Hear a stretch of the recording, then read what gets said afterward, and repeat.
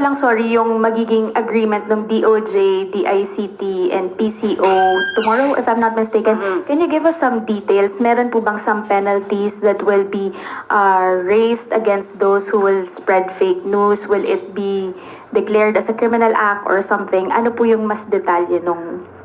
Okay, pag sinabi natin DOJ kasi, it's more on the criminal cases. Meron naman kasing umaandar, meron naman kasing batas, na kapag nagsabi ka ng mali, meron naman pong batas ang Revised Penal Code regarding utterances of a fake news na that will disrupt the public order. At meron din po tayong batas patungkol sa cybercrime, cyber libel. So depende po ito sa nagiging aksyon ng mga nagpapakalat ng mga fake news. So ano ma'am yung laman nung tomorrow? Just a gist without preempting. Bukas na lang po natin ito i-discuss. Sunod na tanong mula kay Tristan Nadalo, Newswatch Plus. Ayusek, follow-up lang po kapapasok lang ng statement ng Makabayan Bloc. Talking about the response of the administration dito sa nagaganap po ngayon sa Middle East. They say, we also criticize the Marcos administration's response, which has been reduced to being an announcer of possible rollbacks, targeted subsidies, and limited programs, while failing to deliver substantial relief commensurate to the crisis. Sabi po nila, the government appears to be stepping back from urgent measures such as removal of the excise tax. So, ano pong response natin sa sinabi po ng Makabayan Bloc? Ang mahirap po kasi sa atin ngayon, puro tayo pintas. Puro tayo puna. Pero parang wala nagagawang solusyon. Kundi ang Pangulo lamang, ang administrasyon na ito, ang siyang nag-iisip kung anong pwedeng gawin. Well, of course, meron tayong ibang mga mambabatas na nagbibigay ng suwestyon. At yan naman po ay tinatanggap ng Pangulo. Pero para sabihin na walang ginagawa para maibsan ang nararamdaman natin dito sa krisis sa Middle East, ito po ay napakalaking kasinungalingan. Kapag hindi nakikita, uulitin ko po ulit, kapag hindi nakikita ang Pangulo, hinahanap, sasabihin may sakit na ospital kung ano-ano. Ngayon nagpapakita at nagbibigay ng ulat sa bayan, pipintasan niyo pa rin. Saan niyo gustong lumugar ang isang Pangulo na katulad ni Pangulo Marcos Jr.? Hindi naaapektuhan ang Pangulo sa anumang kritisismo na walang basihan. Ang Pangulo po ay patuloy na magtatrabaho para sa taong bayan, hindi para dun lamang sa mga pumupuna ng walang basihan.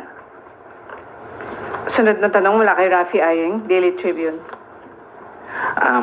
On another matter, ma'am. Ma'am, kahapon po ay nabuo ang RAGE Coalition at pinamumunuan ito ni Davao City Mayor Baste Duterte. May epekto po ba ito sa Administrasyong Marcos? Considering the speech of Baste saying that the opening of the flood control mess is a self-destruction for the President. Self-destruction. Ang pagpapaimbestiga sa maanumalyang flood control projects ay self-destruction para sa Pangulo. Parang kakaiba po yata ang kanyang pananaw. Kaya ba hindi nagpaimbestiga ng malaliman ang nakaraang administrasyon dahil magiging self-destruction sa dating Pangulong Duterte? Hindi po ganyan ang pananaw ng Pangulo. Ang Pangulo po, kahit maapektuhan at matamaan ng kanyang administrasyon, kahit ang kaalyado man niya ay kaibigan niya o kamag-anak niya ay maapektuhan, ipagpapatuloy po ang pag-iimbestiga sa flood control projects. Bakit? Dahil ito po ay pondo ng bayan na dapat i-report sa bayan. Kung mayroong dapat na managot, iyan ang nais ng Pangulo, dapat na managot. Hindi dapat na tinatakpan, hindi kinakailangan na magkaroon ng cover-up. Ma'am, last question. Na-intimidate po ba ang palasyo sa RAGE Coalition? Ang Pangulo po ay hindi namumulitika. Ang Pangulo po ay nagtatrabaho. Kitang-kita po natin yan sa mga report na ibinibigay namin. Although pilit na iniiba, tinitwist ng mga fake news peddlers. At alam naman natin kung bakit nila tinitwist at ipinapakitang walang ginagawa ang Pangulo. Hindi maapektuhan ang Pangulo sa mga personal na galit, personal na interes, personal na ambisyon. Ang nakakabahala lamang dito ay ang personal na galit, personal na interes at personal na ambisyon ay gamitin ng taong bayan na galitin ang puso ng bawat isa sa atin sa pamamagitan ng paglalahad ng kanilang fake news. Yan ang nakakabahala. Sunod na tanong mula kay Tristan Nadalo, Newswatch Plus.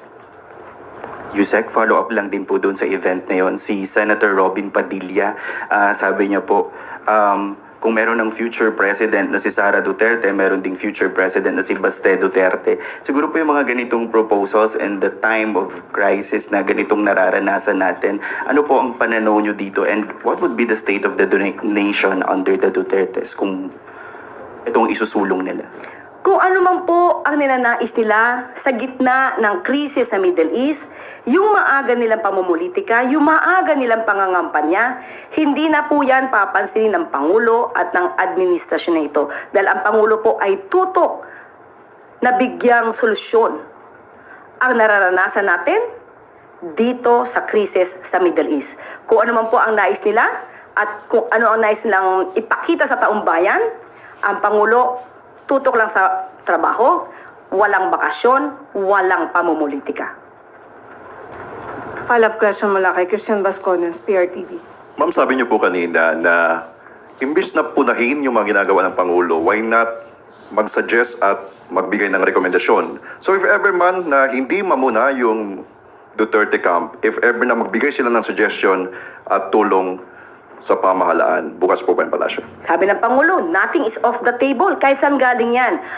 Ang ayaw lang po natin, kahit naman siguro po kayo, ang ayaw po natin ay pamumuna ng walang basihan na nagiging fake news na. Yun lang naman po ang ating ikinababahala. Mabuhay tayo sa mundo ng fake news. Yan po ang dapat nating ingatan.